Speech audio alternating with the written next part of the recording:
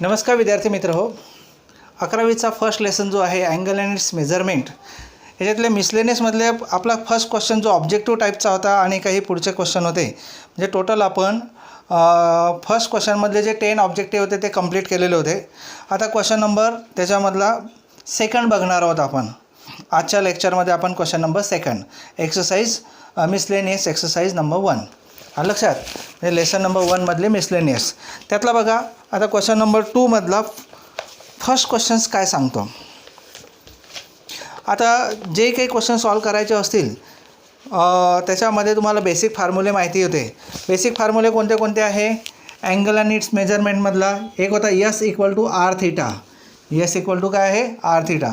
एक फॉर्म्युला होता exterior angle equal to काय फॉर्म्युला आहे 360 upon number of side. Interior angle formula काय आहे 180 मायनस एक्सटेरियर अँगल आलं लक्षात. आणि degree convert into radian, radian convert into degree आलं लक्षात. तर असे काही फॉर्म्युले तुम्ही लोकांनी नक्कीच लक्षात घेतलेले असतील. तर आता याच्यामध्ये आपण बघूया क्वेश्चन नंबर सेकंडमधला फर्स्ट तुम्ही बघा, मी पण बघतो, आपण दोघं सगळे मिळून सॉल्व करूया. Find the number of side of a regular polygon. पॉलिगॉनच्या किती साईड आहे मला माहिती नाही, तुम्हालाही माहिती नाही आहे, पण त्याच्या नंबर ऑफ साईडच आपल्याला शोधायच्या आहेत. If each of its interior angle is, interior angle दिलेला आहे. क्वेश्चन नंबर 2 मधला first interior angle. Interior angle is equal to किती दिलेला आहे 3π/4. किती दिलेला आहे 3π/4 रेडियन. इंटेरियर अँगल माहिती आहे. बघा मला इंटेरियर अँगल माहिती आहे, ही व्हॅल्यू माहिती आहे, ही व्हॅल्यू माहिती आहे, त्याच्यावरनं एक्सटेरियर अँगल मिळेल. एक्सटेरियर अँगल माहिती आहे, 360 माहिती आहे, त्याच्यावरनं नंबर ऑफ साईड मला काढता येतील. मग नंबर ऑफ साईड काढण्यासाठी आधी मला एक्सटेरियर अँगल माहिती पाहिजे आहे. मग आता बेसिक फॉर्म्युला काय आहे interior angle. Interior angle equal to 180 minus exterior angle. बरोबर ना. एक्सटेरियर अँगल हा बेसिक फॉर्म्युला आहे. एक्सटेरियर अँगल लेफ्ट साईडला ट्रान्सफर करा, हा तिकडे. ठीक आहे, आधी आपण याची व्हॅल्यू पुटअप करूया. 3π/4 which is in radian equal to 180 minus exterior angle. आता एक गोष्ट लक्षात घ्या, 3π/4 हा रेडियनच्या फॉर्ममध्ये आहे, 180 हा डिग्रीच्या फॉर्ममध्ये आहे. एक्सटेरियर अँगल आपल्याला शोधायचा आहे. मग 3π/4ला मी रेडियनच्या फॉर्मचं डिग्रीमध्ये कन्वर्ट करून घेतो, म्हणजे सबट्रॅक्शन करायला सोपं जाईल. आधी ट्रान्सफर करूया आपण. Therefore exterior angle equal to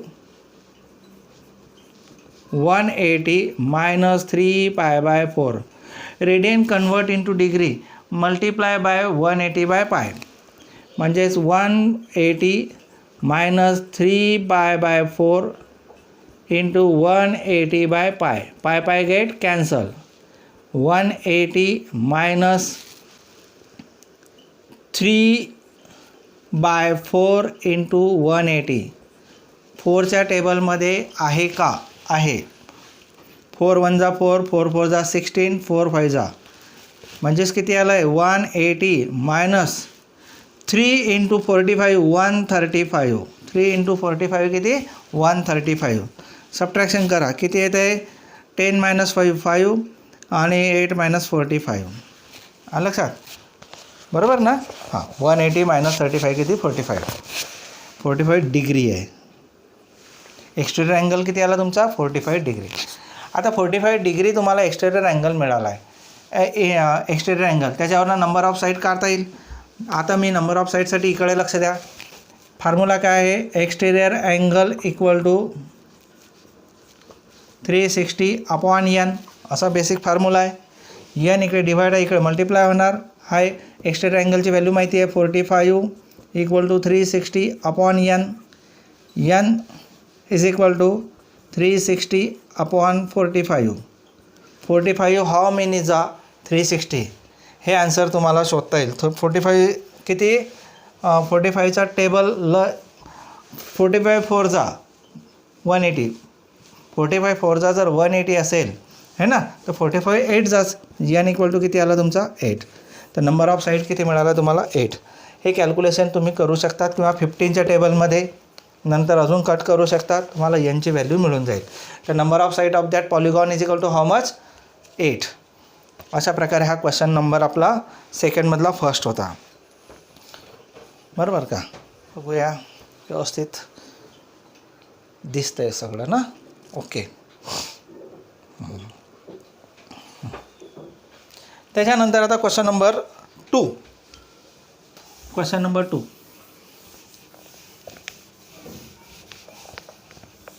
question number 2. Question number 2 कडे लक्ष द्या सगळ्यांनी. 2 circle each of radius 7 centimetre. बरं, काय करतात ते? Intersect each other. अच्छा, 2 सर्कल एकमेकांना इंटरसेक्ट करतात, बरोबर ना. 2 सर्कल आहे, इंटरसेक्ट करतात ईच अदर आणि त्यांची रेडियस सेम आहे. ही रेडियस सेम आहे, ही रेडियस सेम आहे. हां, हा सेंटर आहे याचा, ही रेडियस सेम आहे, ही रेडियस सेम आहे. त्यांची रेडियस किती दिलेली आहे सांगा? त्यांची रेडियस दिलेली आहे 7 सेंटीमीटर. किती सेंटीमीटर? 7. मग याचा सेंटर O घेतो, याचा सेंटर O1 घेतो. हा A आहे, हा काय आहे? B. 7 सेंटीमीटर. मग ही पण किती येणार आहे? 7 सेंटीमीटर, 7 सेंटीमीटर, 7 सेंटीमीटर.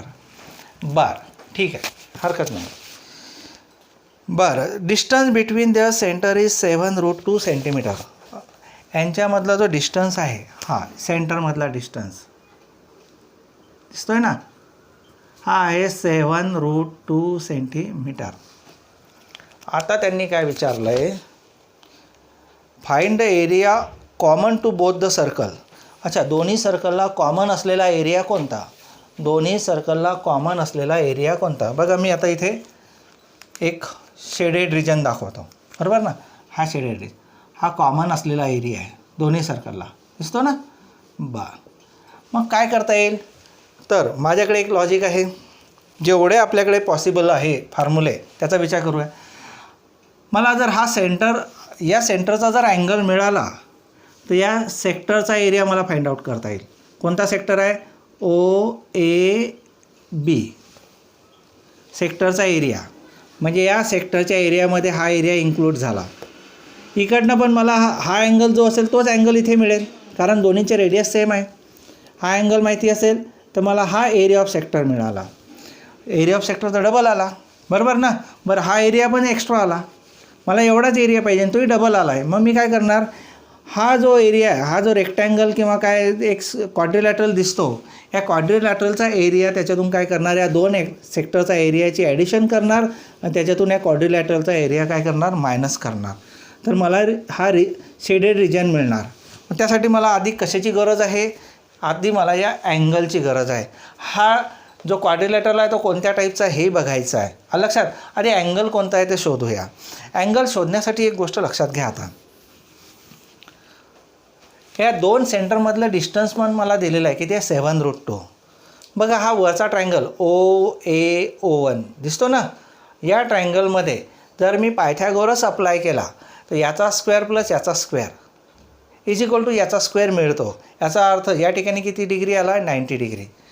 याचा स्क्वेअर प्लस याचा स्क्वेअर मिळाला तर याचा स्क्वेअर, म्हणजे हा 90 आहे, हाही 90 आहे. बघा, हा चारही साईड इक्वल आहे, याचा अर्थ हा रोम्बस आहे. रोम्बसमध्ये जेव्हा सगळ्या साईड इक्वल असतील, म्हणजेच कोणताही क्वाड्रिलॅटरल ज्याच्या सगळ्या साईड सारख्या असतात तो काय असतो? रोम्बस असतो. आणि त्यातला एक जरी अँगल 90चा असेल तरी तो काय बनतो? मग तुमचा स्क्वेअर बनतो. हा 90चा असेल तर हाही 90चा, हाही 90चा, हाही 90चा आहे, बरोबर का. हा 90चा, हा 90चा आहे. म्हणजे तुम्हाला सेंट्रल अँगल थिटा किती मिळाला? 90 डिग्रीचा मिळाला. आता तुम्हाला थिटा माहिती आहे, रेडियस माहिती आहे, तर area of sector S is equal to काय?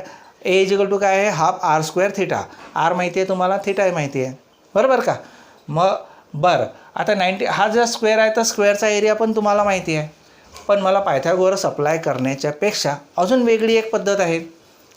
तुम्हाला माहिती आहे या सर्कलची रेडियस काय आहे? AO1 आहे आणि रेडियसची ही काय दिसते तुम्हाला? टँजंट. म्हणजे याचा अर्थ AO काय झाली? टँजंट आहे.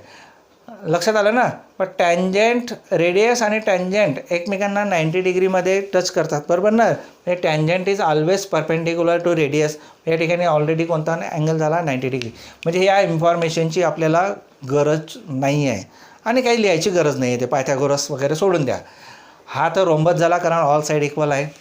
मग हा अँगल 90 झाला, 90 डिग्री. म्हणजे याचा अर्थ रोम्बसमध्ये एक अँगल जरी 90चा असेल तरी तो काय बनतो, स्क्वेअर बनतो. इथपर्यंत लक्षात आलं. ऑब्वियसली सगळे अँगल काय झाले, 90 डिग्री झाले. मग कशाला मी ते पायथागोरस अप्लाय करू. मी सरळ सरळ काय करतो, टॅन्जंट आणि रेडियसचा वापर करतो. लक्षात द्या. आता let the two circle with centre O1 लिहितो. Let the two circle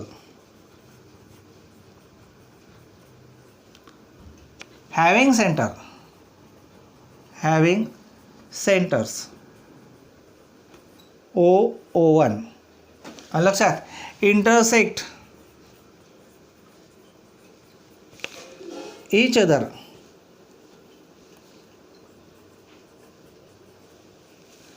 at A and B whose आणि त्या सर्कलच्या रेडियस आर 7 सेंटीमीटर. देअरफॉर बघा AO equal to OB equal to AON equal to OB1. मग मी असं लिहू शकतो AO equal to OB equal to AO1 equal to O1B equal to किती, 7 सेंटीमीटर. बरं, सगळ्या साईड सेम आहे, याचा अर्थ तो रोम्बस आहे. Therefore quadrilateral AOBO1 is rhombus.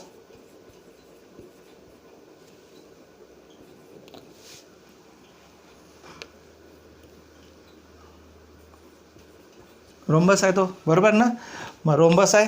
Rhombus म्हणजे सगळ्या साईड कशा असतात, सेम असतात. बरं, AO काय झाली, रेडियस आहे. सगळ्या रेडियस सेम आहेत. पुढं also we know that tangent is perpendicular to radius. माहिती आहे ना, माहिती आहे. therefore AO ही tangent घेऊ आणि ही radius घेऊ. AO is perpendicular to AO1. Therefore जर हे परपेंडिक्युलर असेल तर या ठिकाणी किती डिग्री आहे, 90 डिग्री. देअरफॉर अँगल OAO1 हा कितीचा आहे, 90 डिग्री. 90 डिग्री झाला आहे ना. रोम्बसमध्ये एक जरी अँगल 90चा असेल तर सगळे अँगल काय असतात, 90 डिग्री. देअरफॉर क्वाड्रिलॅटरल जो काय आपण म्हटलं आता AOBO1 इज, आता तो रोम्बस राहिला का नाही, त्याचे सगळे अँगल काय झाले आता 90 डिग्रीचे आहे. सगळ्या साईड कशा इक्वल आहे. इज स्क्वेअर झाला. आता तो काय झाला, स्क्वेअर. तो कसा झाला, स्क्वेअर झाला, बरोबर ना. आता स्क्वेअर झाला म्हणजे याचा अर्थ हा अँगल कितीचा, 90 डिग्री. हा अँगल कितीचा, 90 डिग्री. सगळ्याच आपल्याला इम्पॉर्टंट होतं सेंट्रल अँगल शोधणे. सेंट्रल अँगल कितीचा झाला आता तो 90 डिग्री, बरोबर ना. सेंट्रल अँगल कितीचा झाला आपला आता तो 90 डिग्रीचा झाला.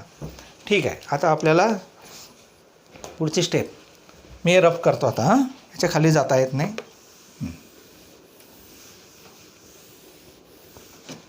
Therefore angle AOB equal to किती, 90 डिग्री. अँगल AO1B किती, 90 डिग्री. 90 डिग्री म्हणजेच रेडियनमध्ये डायरेक्ट लिहितो मी, π/2 रेडियन. 90 डिग्री म्हणजेच किती, π/2 रेडियन, बरोबर. चला आता आपण area of sector find out करूया. नाऊ एरिया ऑफ सेक्टर आता काय घेतो मी, OAB. Area of sector AOB formula माहिती आहे तुम्हाला, हाफ R² किती, थीटा. हाफ R किती आहे, 7चा स्क्वेअर. थीटा किती आहे, π/2. चला प्रॉडक्ट करा. 7चा स्क्वेअर किती, 49. 2 × 2 किती, पाय आहेच. 2 × 2 किती, 4. Square centimetre. आता हा जर या सेक्टरचा एरिया जर 49/4 स्क्वेअर पाय स्क्वेअर सेंटीमीटर असेल तर इकडचा पण तेवढाच असेल. मग काय येणार आहे? Similarly area of sector AO1B equal to किती? 49/4 पाय स्क्वेअर सेंटीमीटर. इकडचा पण आला बघा. हा इथून तर असा एवढा झाला. मी याला डार्क करतो. असा दिसतो का? इकडनं पण असा.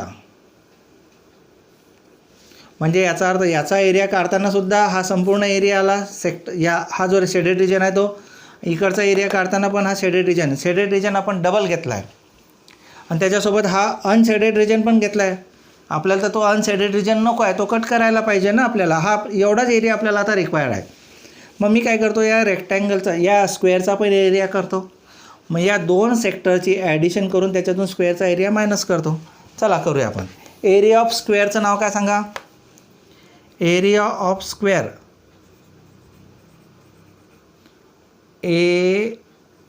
AOBO1 ना, AOBO1 इक्वल टू स्क्वेअरचा एरिया किती? साईड स्क्वेअर म्हणजे 7चा स्क्वेअर किती? 49 स्क्वेअर सेंटीमीटर. चला स्क्वेअरचा एरिया पण मिळाला. आता रिक्वायर्ड एरिया, देअरफॉर जो तुम्हाला पाहिजे तो रिक्वायर्ड एरिया काय असणार आहे सांगा? Area of sector. पहिला सेक्टर कोणता आहे सांगा? Sector AOB plus area of sector AO1B ह्या दोघांचा minus area of square. Square कोण आहे तो? AOBO1. चला ॲडिशन करूया. सेक्टरचे ॲडिशन किती आहे? 49π/4 plus 49π/4 minus area of sector किती आला तुमचा? 49. हे सबट्रॅक्शन तुम्हाला आलं पाहिजे. आता 49π/4 प्लस 49π/4 मायनस 49. हे जे काय आन्सर असेल ते तुमचं फायनल आन्सर असेल. चला फायनल आन्सर इथे काढतो. आता मी हा डायग्राम आता रफ करतो आहे, लक्ष द्या. 49π/4 प्लस 49 प्लस π/4 49π/4 2 टाइम ऑफ ना is equal to 2 time of 49π/4 असंच होणार ना. 2 टाइम ऑफ 49π/4. हे ॲडिशन किती वेळा आहे? 2 टाइम आहे. मायनस किती? 49. दिसतोय ना. हे काय आन्सर येणार आहे? Square centimetre. एरियाचा सबट्रॅक्शन 2 × 1 = 2 जा म्हणजे 49π अपॉन किती? 2 मायनस किती? 49. 2 × 1 = 2 जा केला. Square centimetre. कॉमन काय निघतं तुमचं? 49. ब्रॅकेटमध्ये काय काय शिल्लक आहे?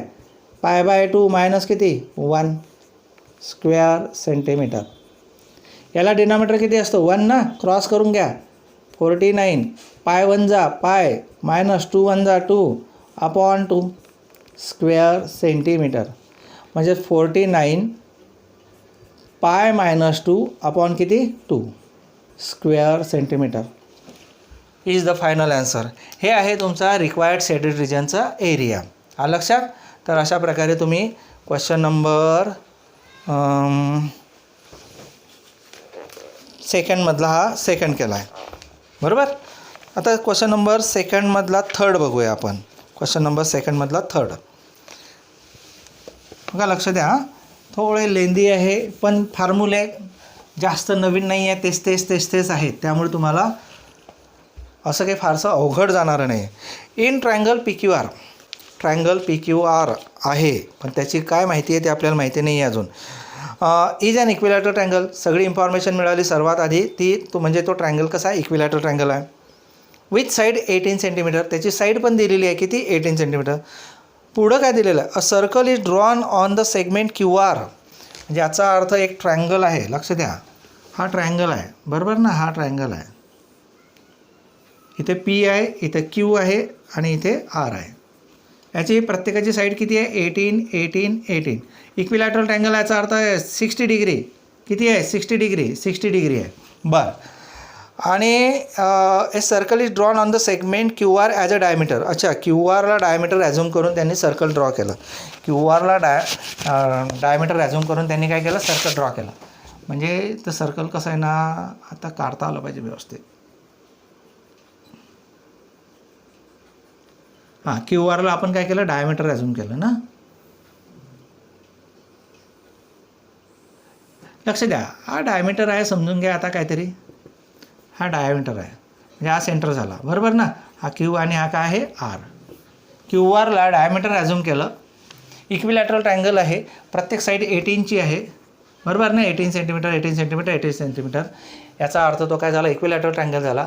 आणि क्यू आरला डायमीटर ॲझ्युम करून त्यांनी काय केलं? एक सर्कल ड्रॉ केला. बरं. Find the length of arc, म्हणजे यस फाइंड आउट करायचा आहे. कशाचा यस फाइंड आउट करायचा आहे? Of the circle within the triangle. ट्रँगलच्या आतमध्ये असलेला सर्कलचा एरिया फाइंड आउट करायचा आहे. ट्रँगलच्या आतमध्ये असलेला आहे सर्कलचा सेक्टरचा. सेक्टर कोणता आहे सांगा? बघा, हा दिसतो का? सेक्टर म्हटल्यापेक्षा आर्क हे दिसतं ना. लेंथ ऑफ आर्क ही ट्रँगलच्या आतमध्ये आहे. याला मी एम नाव देतो, याला काय नाव देतो? एन. म्हणजे मला काय फाइंड आउट करायचं आहे? Length of arc M N. Length of arc M N. Yes find out करायचं आहे. हा लक्षात. आता जे दिलेलं आहे ते आपण मांडूया. इन इक्विलॅटरल ट्रँगल ना, in triangle P Q R है ना, ट्रँगल पी क्यू आर.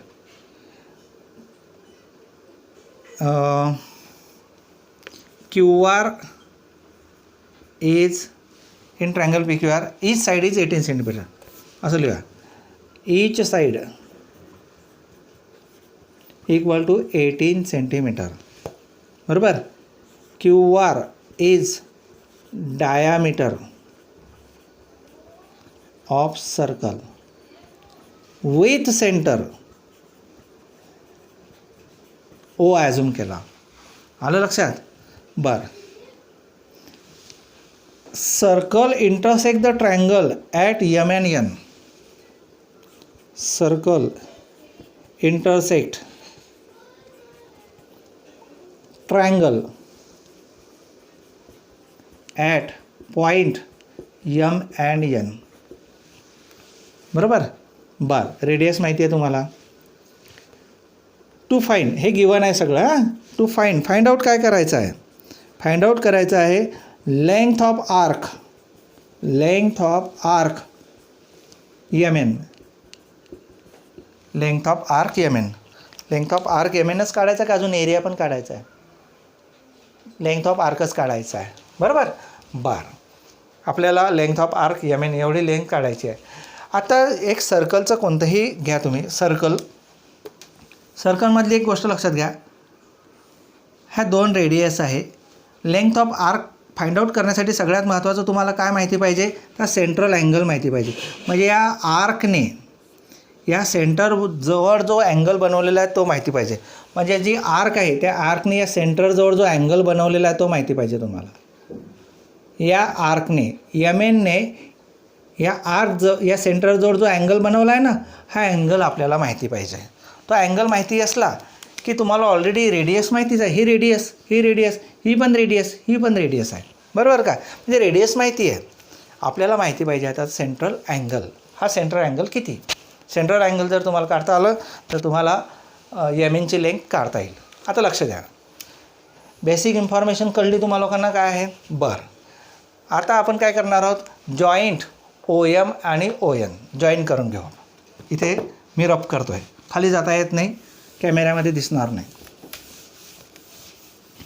बघा, join point O M and O N join केले. बरं.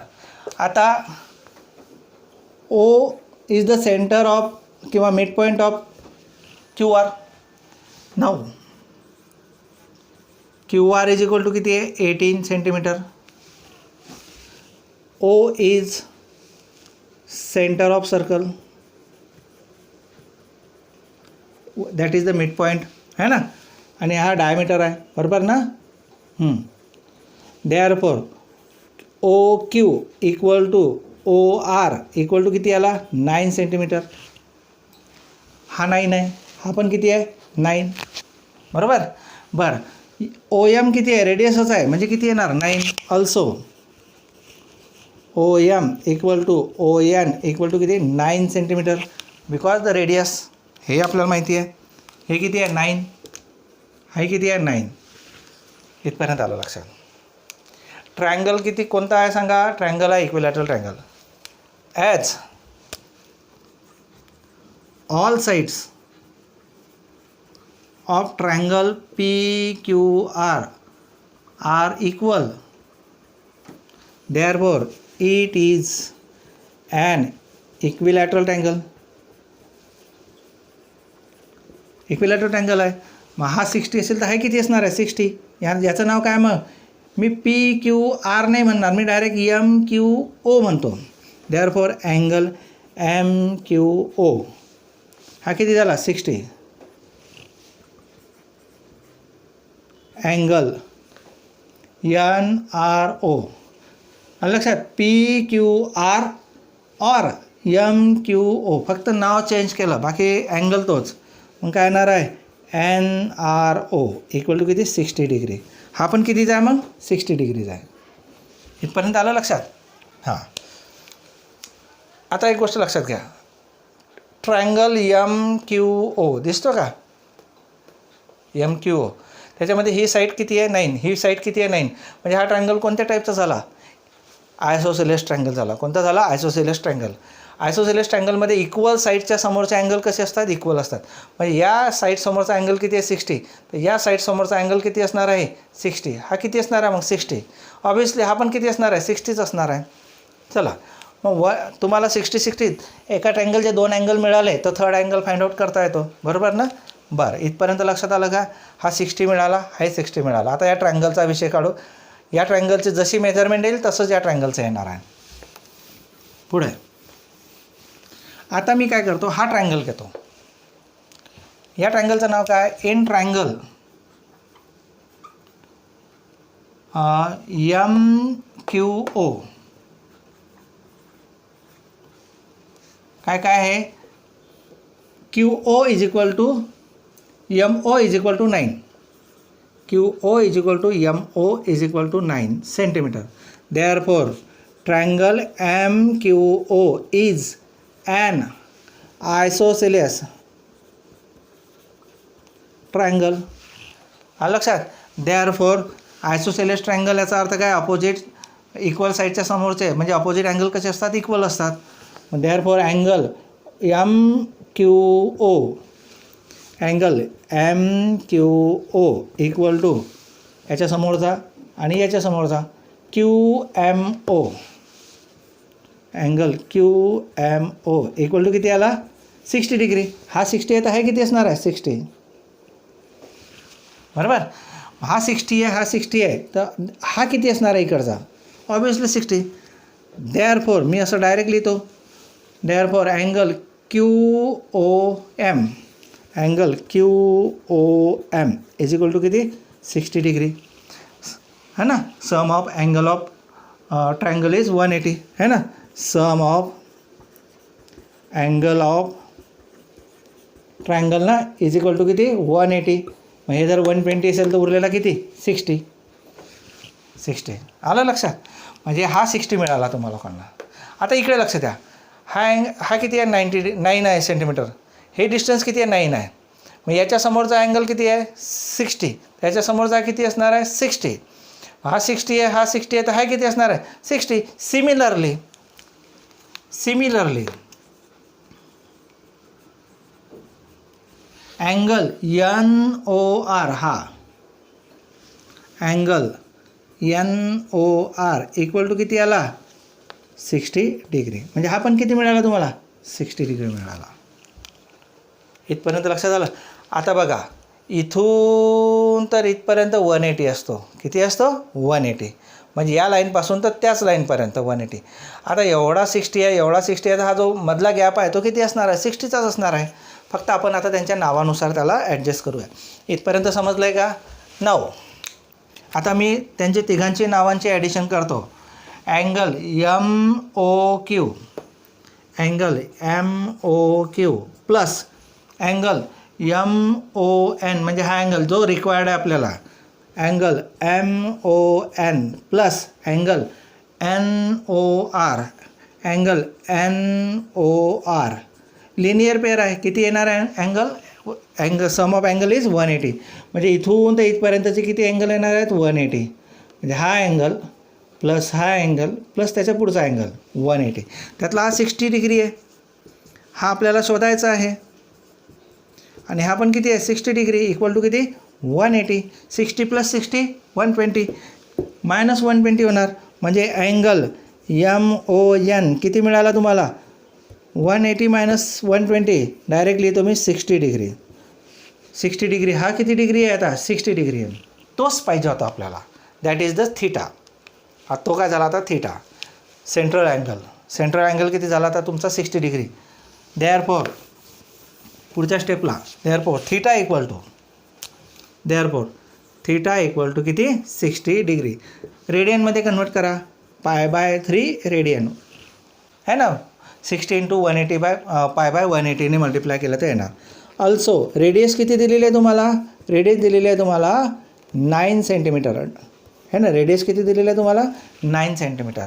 रेडियस 9च आहे ना. बरं, आता तुम्हाला हा अँगल माहिती आहे, त्याची आर्क फाइंड आउट करायची आहे. Therefore length of arc MN is equal to formula म्हणजे यस म्हणतो आपण त्याला, is equal to R theta. R किती आहे तुमच्याकडे? 9. थीटा किती आहे तुमच्याकडे? π/3 इंटू किती? π/3. 3 1 जा 3 3 जा 3 1 जा 3 3 जा 3 × π.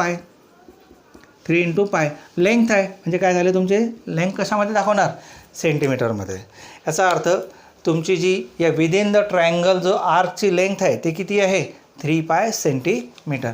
तर अशा प्रकारे आपण हा क्वेश्चन सॉल्व केला आहे. हा क्वेश्चन होता क्वेश्चन नंबर 3. सेकंडमधला 3. आता क्वेश्चन नंबर सेकंडमधला 4. Question number 4.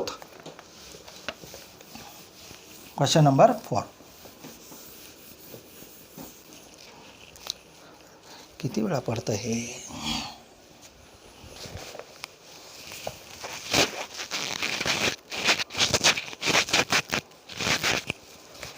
क्वेश्चन नंबर 4 बघा. Find the radius of the सर्कलचं रेडियस फाइंड आउट करायचं आहे. इन विच सेंट्रल अँगल दिलेला आहे 60 डिग्री. सेंट्रल अँगलचा अर्थ काय होतो? थीटा. थीटा किती दिलेला आहे? 60 degree.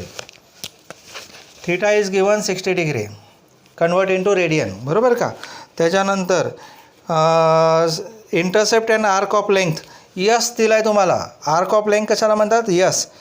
37.4 centimetre. What is the radius of the circle? एवढाच क्वेश्चन आहे. Question number 4. आता आपल्याकडे बेसिक फॉर्म्युला माहीत आहे. यस इक्वल टू किती आहे? R theta. Therefore R is equal to आरच फाइंड आउट करायचं आहे. S upon theta. S upon किती? थीटा. यस तर तुम्हाला दिलेला आहे, पण थीटा हा कन्वर्ट करायचा आहे रेडियनमध्ये. 60 डिग्री म्हणजेच किती? π/3 रेडियन इज इक्वल टू, चला आपण फाइंड आउट करूया आता. यस किती आहे? 37.4 अपॉन थीटा. थीटा आहे π/3, बरोबर ना. 3 वरती गेला म्हणजेच काय ना 37.4 × 3 अपॉन पाय. पायची व्हॅल्यू 22/7 पुटअप करा, किंवा 3.14 केलं तरी चालतं, पण डबल 37.4 × 3 इंटू 22/7. 7 वरती गेला न्यूमरेटरला, अपॉन किती राहिले? 22. म्हणजेच आता हां, हे कॅल्क्युलेशन तुम्हाला तुमच्यासाठी ठेवलं आहे. तुम्ही काय करायचं? 37.4ला 3ने मल्टिप्लाय करा, नंतर 7ने त्याला डिवायडेड बाय 22ने करा, तर तुमचा ॲन्सर ॲज पर बुक येईलच. आलं लक्षात? This is the homework for your calculation. आलं लक्षात? तर अशा प्रकारे तुम्ही हे कॅल्क्युलेशन करा, तुम्हाला ॲन्सर मिळून जाईल. आलं लक्षात? तर आता आपण क्वेश्चन नंबर 5 बघणार आहोत. हे जे कॅल्क्युलेशन आहे ते मात्र होमवर्कला आहे, कॅल्क्युलेशन करायचं आहे. कॅल्क्युलेशन जर इझी येत नसेल तर मी आता लॉगॅरिथम एक टॉपिक आहे तो घेणार आहे. लॉगॅरिथमचा वापर करून कितीही डिफिकल्ट कॅल्क्युलेशन असेल तर तुम्ही इझिली सॉल्व करू शकता.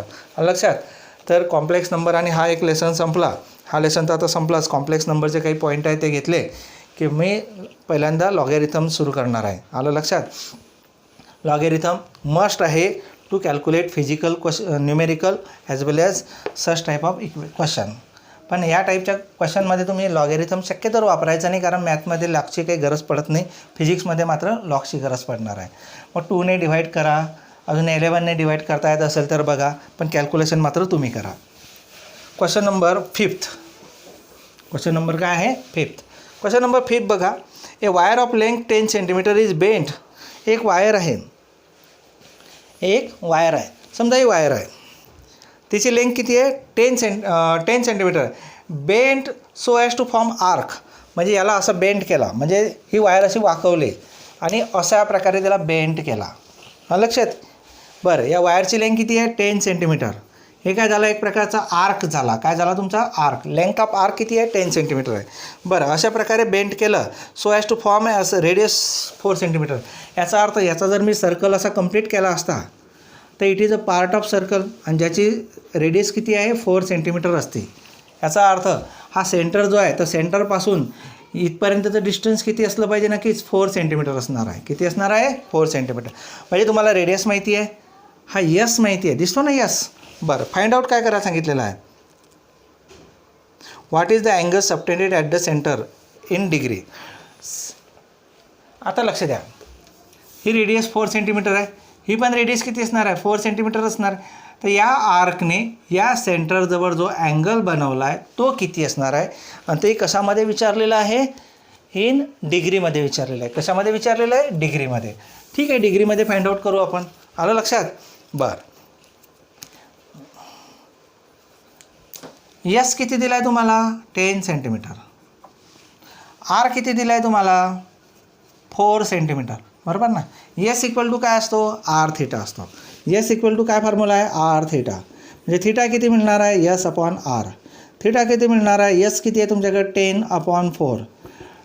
2 5 जा 2 2 जा, म्हणजे थिटा इक्वल टू किती मिळाला तुम्हाला? 5/2 हा रेडियन झाला. कशामध्ये कन्वर्ट झालं आहे? रेडियनमध्ये.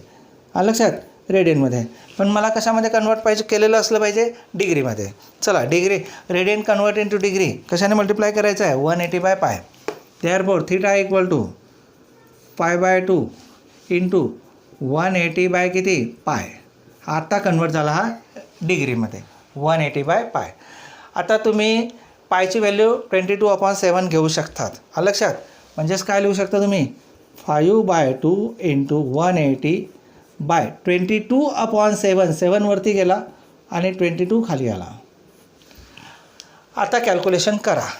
जे काय आन्सर असेल ते कशामध्ये मिळेल तुम्हाला? डिग्रीमध्ये मिळेल. जे काय आन्सर असेल ते कशामध्ये मिळेल? डिग्रीमध्ये मिळेल. आलं लक्षात. तर आता काही कॅन्सल होते का बघा. नसेल होत. ॲज पर बुक ॲन्सर किती दिलेला आहे बघू आपण. म्हणजे जास्त कॅल्क्युलेशन केलेलं आहे का? एक्सरसाइज मिसलेनियस एक्सरसाइज 1 मधला सेकंडमधला 5वा.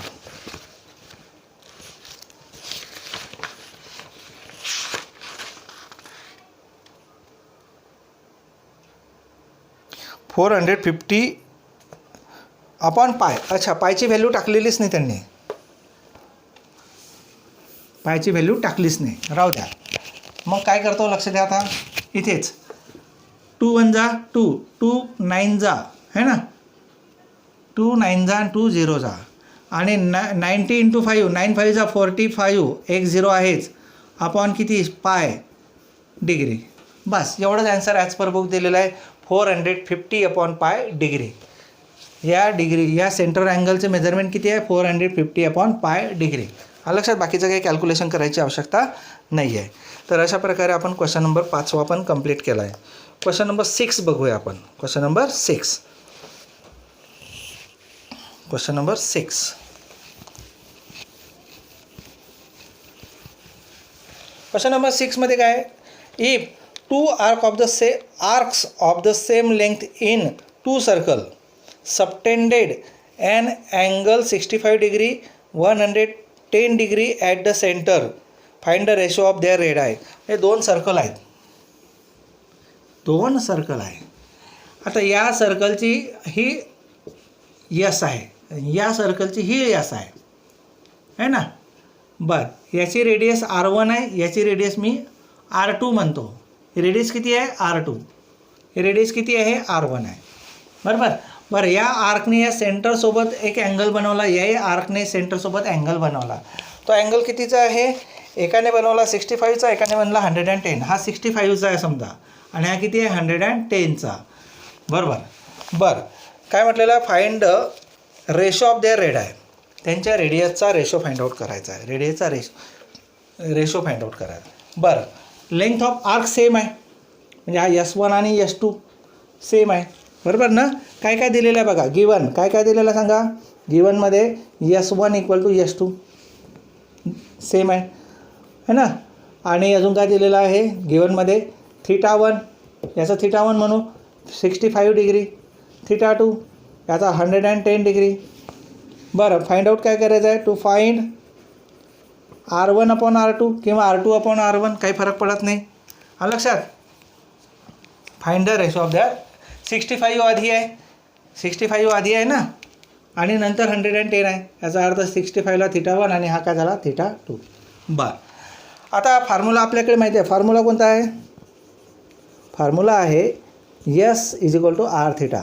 देअरफॉर या ठिकाणी काय लिहिणार? S1 equal to R1 θ1 and S2 equal to किती? R2 θ2. But S1 equal to काय आहे? S2.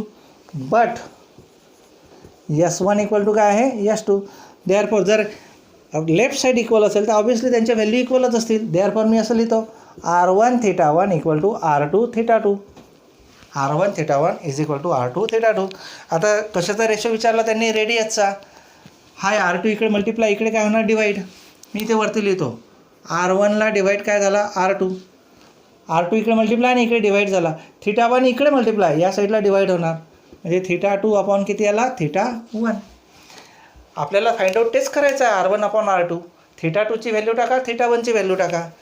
आता बघा, रेशो फाइंड आउट करायचं असेल तर तुम्हाला जो काही डिग्रीमध्ये कन्वर्ट केलेलं आहे ते डिग्रीचं रेडियनमध्ये करायची गरज नाही आहे. डिग्रीचं कन्वर्जन रेडियनमध्ये करायची गरज नाही आहे, कारण शेवटी π/180ने मल्टिप्लाय केलं तरी ते रेशो काढताना π/180 कॅन्सलच होणार आहे. त्यामुळे आहे तसं डिव्हिजन केलं तरी चालतं. मग काय येणार आहे? θ2 किती आहे तुमच्याकडे? 110. θ1 किती आहे? 65. चला कॅल्क्युलेशन करा. कमीत कमी एवढं तर नक्कीच आहे. 5ने डिवाईड करता येतं. 5ने डिवाईड केल्यानंतर ॲन्सर फाइंड आउट करा. किती येतं मला सांगा. हा लक्षात. 5ने डिवाईड करा, तुम्हाला ॲन्सर मिळून जाईल. 5ने डिवाईड केल्यानंतर बघा किती ॲन्सर येतं. 5 2 जा 10, एक राहिला. 5 2 जा 10, 5 13 जा है ना, 13 5 जा 65 होतं. 22 अपॉन किती? 13. हा झाला रेशो, यांच्या रेडियसचा रेशो झाला. आलं लक्षात. तर अशा प्रकारे आपण क्वेश्चन नंबर 6 कंप्लीट केला आहे. क्वेश्चन नंबर 7 बघा. 7 8 9 10 11 6 ना. ठीक आहे, क्वेश्चन नंबर 7 घेऊन टाकू आपण, बरोबर का. मग राहिले ते 8 9 10 11 हे आपण काय करूया, नेक्स्ट पिरियडला बघूया. ठीक आहे, क्वेश्चन नंबर 7 बघूया आता. Question number 7.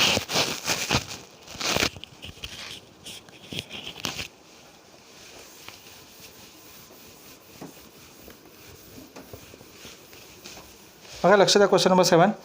The area of a circle is given. जे दिलेलं आहे फटाफट म्हणतो. गिव्हनमध्ये काय सांगा. गिव्हन आहे area of circle is equal to किती आहे सांगा. 81 पाय स्क्वेअर सेंटीमीटर ना. 81 पाय स्क्वेअर सेंटीमीटर हे दिलेलं आहे. अजून काय दिलेलं आहे. Find the length of arc. अच्छा, टू फाइंड इथेच लिहितो. To find length of arc. S find out करायचं आहे. बरं, पुढं subtending an angle 30 degree 300 degree म्हणजे थिटा दिलेला आहे. किती आहे? 300 डिग्री ॲट द सेंटर म्हणजे थिटा दिलेला. Also area of the corresponding sector. अजून काय फाइंड आउट करायचं आहे. Area of sector. ह्या दोन गोष्टी फाइंड आउट करायच्या आहेत, बरोबर.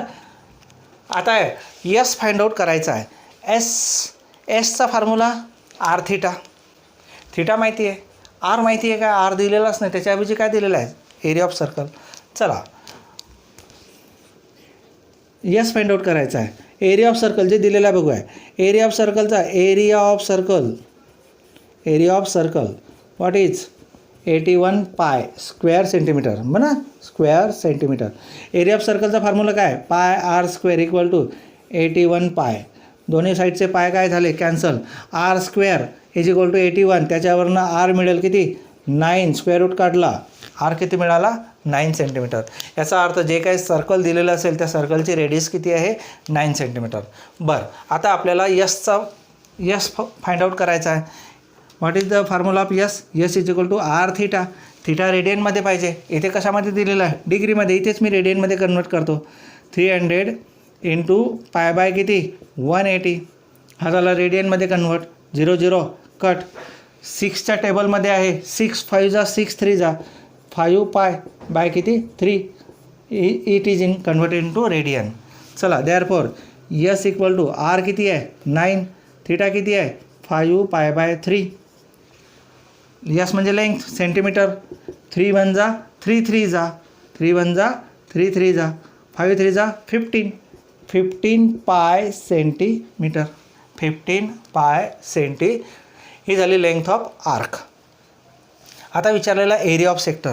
एरिया ऑफ सेक्टरचा formula half R square theta. Area of सेक्टरचा फॉर्म्युला काय? Half R square theta. चला तोही फाइंड आउट करू आपण. Area of sector, area of corresponding sector ना, area of sector half R square theta. Half तुम्हाला माहिती आहे, आर किती आहे? 9. 9चा स्क्वेअर किती? 81. थिटा बोला, थिटा किती आहे? 5 पाय बाय 3. बरोबर का? 3 1 जा 3 27 जा. बरोबर ना? मग काय शिल्लक काय सांगा? 27 इंटू 5 पाय अपॉन 2 किती येते? या दोघांचा प्रॉडक्ट करा. 5 7 जा pi upon 2 square centimetre. 135 pi upon 2 square centimetre. आलं लक्षात का? पॉईंटमध्ये दिलं आहे, बघूया आपण. पॉईंटमध्ये दिलं असेल तर गोष्ट वेगळी, नाही एवढ्यातच दिलेलं आहे वाटतं. आलं लक्षात? तर हे तुमचं ॲन्सर जे आहे ते डेसिमल फॉर्ममध्ये नाही आहे, याच फॉर्ममध्ये, फ्रॅक्शनल फॉर्ममध्ये इज द करेक्ट आन्सर. आलं लक्षात? तर अशा प्रकारे तुम्ही क्वेश्चन नंबर किती केला? हा क्वेश्चन नंबर 7 कंप्लीट केला. क्वेश्चन नंबर 8 पण छोटासा आहे. 9 नंबरचा क्वेश्चन थोडासा वेगळा आहे. ठीक आहे, तो आपण नेक्स्ट पिरियडला बघूया. ठीक आहे. तर अशा प्रकारे आपण मिसलेनियसमधला क्वेश्चन 2 मधले काही क्वेश्चन सॉल्व केले. क्वेश्चन नंबर कितीपर्यंत? 7 पर्यंत. पुढचे क्वेश्चन आपण नेक्स्ट पिरियडला घेणार आहोत. बरोबर? ठीक आहे. बेस्ट ऑफ लक. चांगला अभ्यास करा.